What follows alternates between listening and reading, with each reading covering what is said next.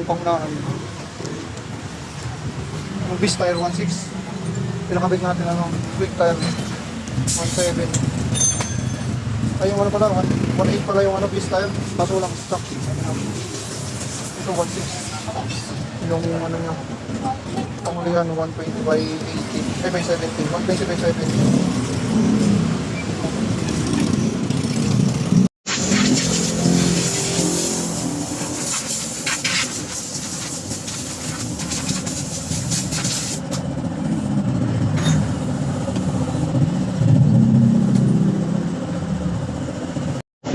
Bagong linis naman.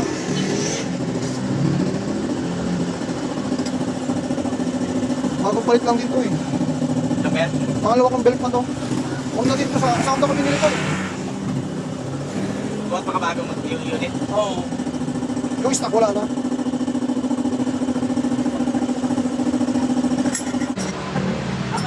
Hindi naman ganun katumiran yung alimabok lang talaga.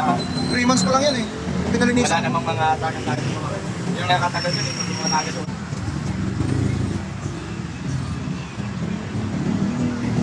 Hindi na raw kailangan yun eh. Sinado mo. Nasa bahay yun eh. Kaya lagi naka-stack up tayo pag tinanggal, di ba? Halos Oo. pagbabagal. Sabi niya kasi di na kailangan yun eh. Kaya tinanggal nila.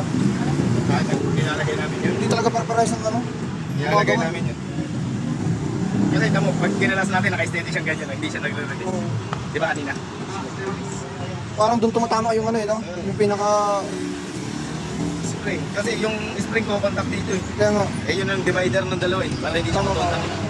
Tatanggalin. Ewan ko ba yung nagkabit niyan, hindi na daw kailangan. Tatanggalin eh yun talaga yung ano yun.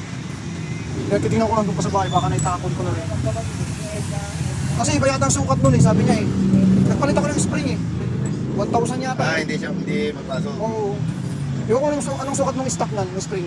800. 800, 1,000 yan eh. Oo, ano ka na.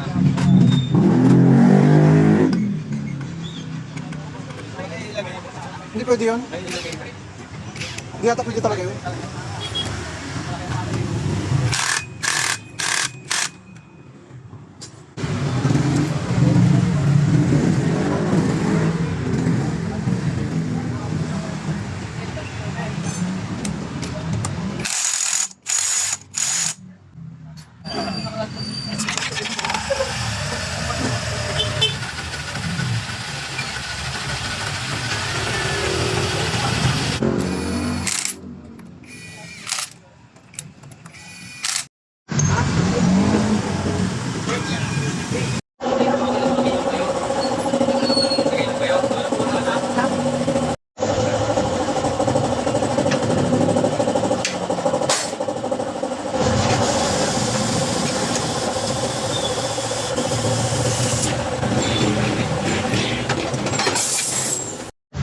Guys, look at ito.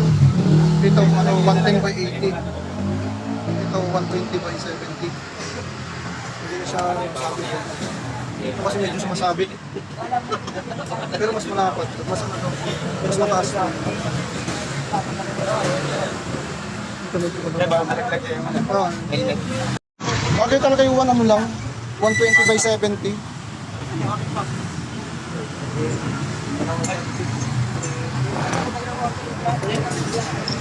Dapat talaga 120 by 70.